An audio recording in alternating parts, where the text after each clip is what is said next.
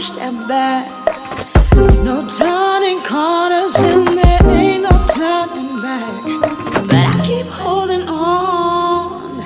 I will be strong when the colors drown. The colors drown. I know it won't be long. I'm moving on when it all falls down. It all falls down. A little bit of history. Before we had stiff fly rods, we had things like cane and fiberglass fly rods, and to go along with those we had silk fly lines. Now when we got rid of silk and went over to plastic, we also had these things called 3M glass microspheres. Those are the things that you put in the plastic to make it float. Everybody got obsessed with making them float really high and making them really bright colours, so that made the lines thicker. And then everybody got obsessed with making really fast rods made out of this new material, boron and graphite and carbon. So they made stiff rods to cast the thick fly lines. So during the 80s and the 90s, you know, probably the pinnacle of that was the Sage TCR. I mean, they're just basically just rod brooms. Now, trickle down to all the brands that we use when we go out fishing for trout and on rivers and things like that, the mid-price brands, they all copied the top-end brands like the Loomis and the Sage and the GLX Distance, the Loomis and the Sage TCR. Everybody, all the premium anglers use these rods, so we all thought we need to use those ones to be good casters, and I'm afraid it was all one big lie.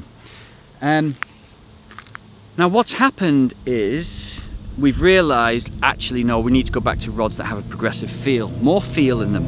And there's been a resurgence in fiberglass and cane and soft action carbon rods. Now as I travel the world going to each factory, every factory man who's working there tells me that the brand that was in before me has been asking for a super light, super bendy fly rod. So the whole trend is going lighter.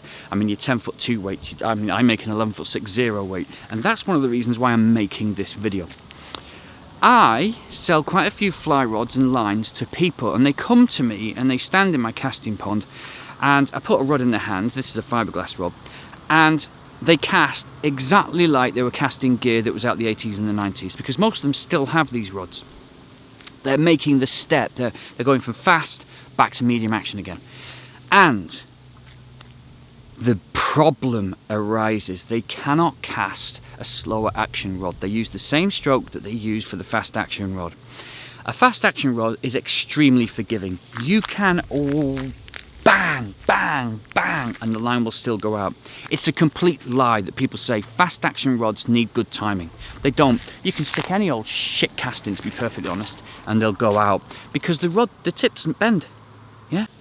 Softer rods are a different breed. You do have to get the timing right, and you do have to get the power application right, or else the tip will bend and it will dip below what we call a straight line path and give you a tailing loop and all sorts of other problems. So this is why I'm making this video. Grip. You hold a stiff rod like this, don't you? Lots of times you don't even move the butt from the wrist. See what I'm doing? Stop, stop, stop. The butt isn't even moving. The butt isn't even moving from the wrist. See? That's how I cast a fast rod. That's how I get a very tight loop. I don't move the butt from the wrist. Moving the butt from the wrist looks like this. Yeah, it's called breaking the wrist or opening the wrist. It can be a fault if you don't control it correctly. It can be an asset if you do control it correctly. Breaking the wrist. I'm actually going to break the wrist intentionally. I'm actually doing this with the rod. See this? Here's my forward stroke. The wrist is open, my fingers are up, and I'm doing that. Okay? And then on the backward stroke, I'm doing the opposite. I'm rolling it in the wrist. Let me open it this way. Doing that. And then, see this finger here? Closing around it there, and then opening like that. And then, you see that? It's the little finger down, little finger up, but with the butt of the rod. And you can see how this is the tip, this is the tip.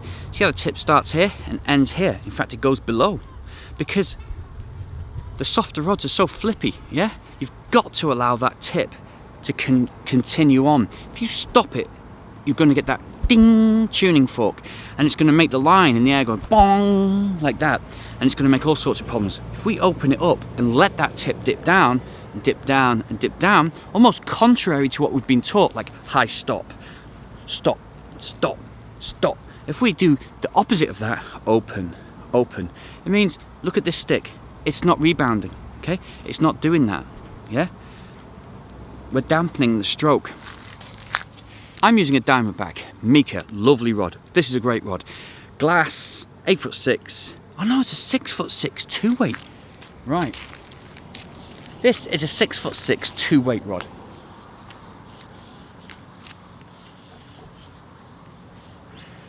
Let me turn this round so you can see better. Hopefully you can see better. I thought I brought the 8'6" out. I've not. I brought the 6'. Open the wrist. Open the wrist. Let the rod fall back, fall forward. Fall back, fall forward. Fall back, fall forward. Fall back, fall forward. It creates a lot of power. A lot of power. People say you need a fast action rod to cast a long way. I'm using a 6'6" 2-weight here. I'll outfish a 10' 7-weight on the normal anger, no problem, I guarantee it. That is soft rod lesson number 1. That's all I want you to do. Open the wrist, open the wrist.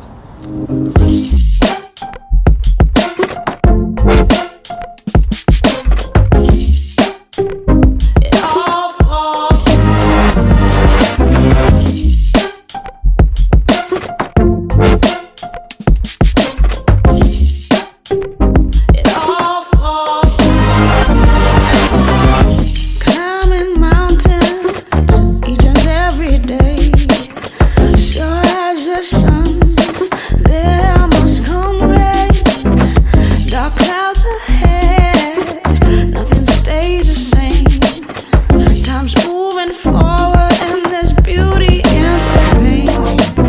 When everything's uncertain.